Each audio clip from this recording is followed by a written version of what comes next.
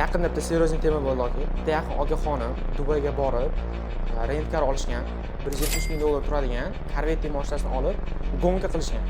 Gonkada mashina 250 tezlikda ketayotganda ag'darilib ketgan 7-8 marotaba.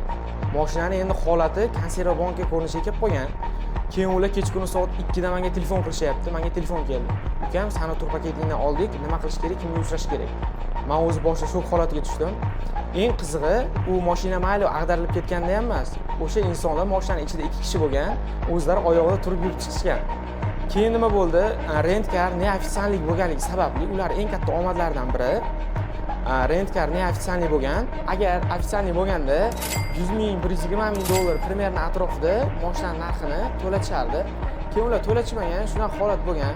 Endi yaqinda safarga chiqadigan obunachilarimiz, mijozlarimizga shu narsani aytib qolamanki, o'zingizlar chet elga chiqqaninglarda bunaqa sho'xliklar qilishni maslahat bermayman. Baribir unaqa risklar, katta risklar qilish inson hayotiga nuqta qo'yishiga ham sababchi bo'lishi mumkin. Bu katta omillardan biri. Undan ko'ra mazza qilib borib dam olib kelish kerak. Obunachilarimizga shu narsani maslahat beraman.